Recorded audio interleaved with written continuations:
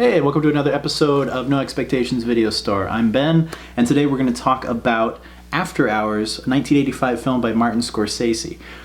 So first of all, my guess summary for the film is as follows. A young man appears to have it all. An upper middle management job on his way up the company ladder, a beautiful girlfriend, and time on his side.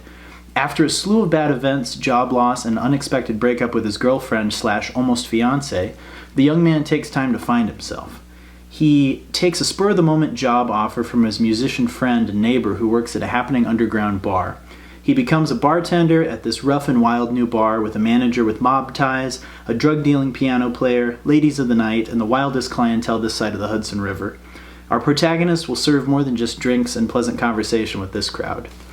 So, as you can see, I took a few creative liberties there with the guest synopsis, but we're going to take a look at the film and see what it's really about. Let's check it out. Hey, welcome to episode 2 of No Expectations Video Store. Today's episode we are reviewing the 1985 movie After Hours. This is directed by Martin Scorsese, starring Griffin Dunne. Surprisingly, both of us has never seen this or even heard about this film, and we both like Martin Scorsese. So we decided to give this movie a shot. From what I know, it's a comedy drama movie. From the image of the poster, I believe he's probably being tangled or his fingers are wrapped by some woman after hours at like a club or something. I'm not too certain, but we'll find out and we'll see. So we're gonna watch the movie and we'll let you know.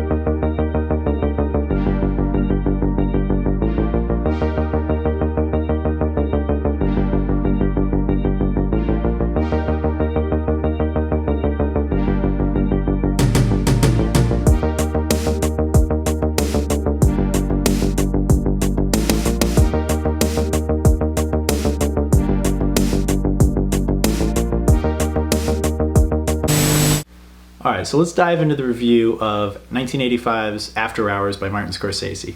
So, the film was directed by Martin Scorsese and written by Joseph Minion, who I'm not familiar with.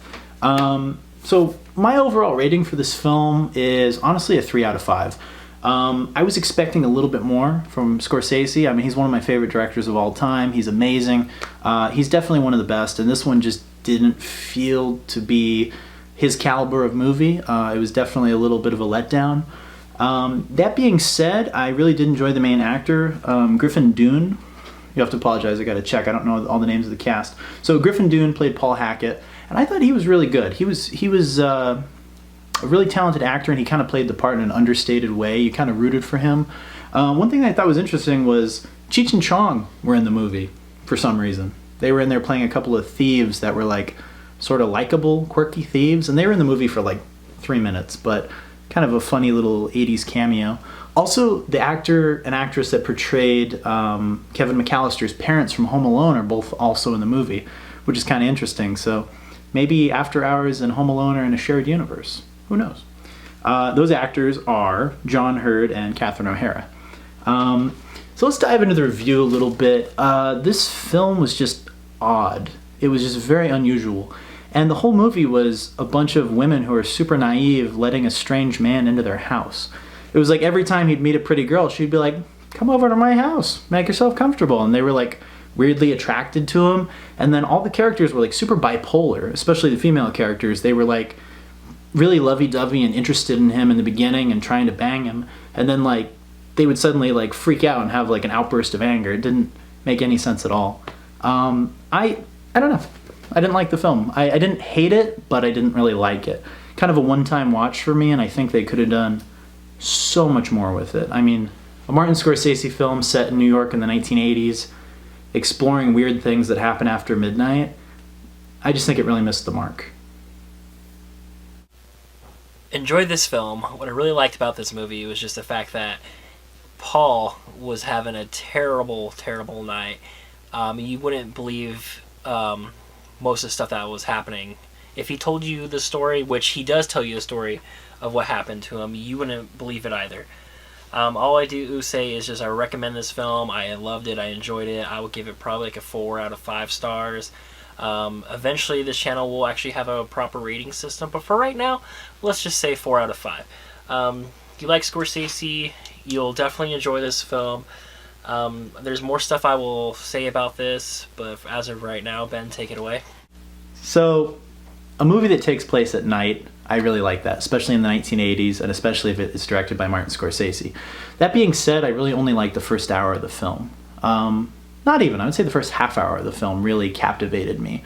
Everything after that started getting kind of absurd. The female characters that he encountered were all super naive and kind of unbelievable. What I did like, though, was his trajectory in the beginning. I liked how he was kind of just a guy looking to get laid. He was just a young guy out on the town, kind of doing his thing, a working class, average guy, kind of going into this weird world, this kind of weird Twilight world where nothing really makes sense, but he's just trying to get through the night, get laid, and then get home. And nothing goes according to plan. So I liked that, but they totally missed the mark. I mean, anytime he ran into these weird chicks, it just kind of went in the opposite direction you expected it to. And not necessarily in a good way, like from a storyteller standpoint. I think the film was trying to be a little too artsy, and it just needed a different screenwriter. I think it was just trying too hard to kind of blow your mind, when really it just could have been a cool story about crazy stuff happening at night without all the weird twists and turns and kind of stupid characters. This movie just has your attention throughout. I don't know how or why. I have never seen this film. I'm glad that I bought it. I will probably actually watch it again really soon, just to show more people about it. Who knows? I might just have a watch party. But this is a highly recommend for me. I don't know if that goes for you, Ben, but this is a highly recommend. I couldn't enjoy myself anymore. And as far as this one goes, a hard 3 out of 5 for me, and that's being generous.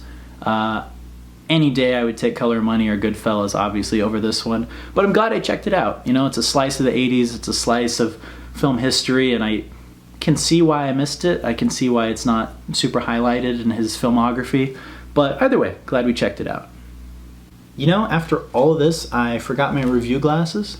So, what do you do? Alright, so these will have to do as a substitute for the review glasses.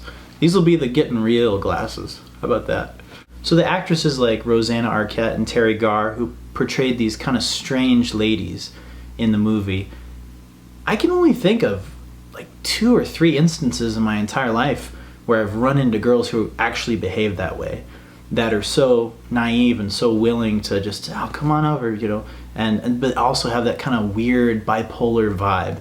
They were just weird. They didn't behave like real people in this film. And like I said, I can only think of 1 or 2 kind of strange girls that I've ever encountered who actually behaved that way and who were actually that naive and that kind of two-dimensional.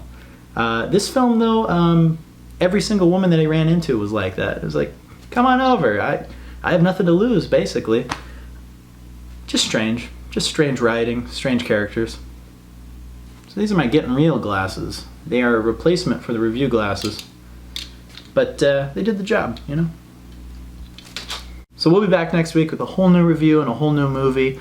Be kind, rewind, and subscribe.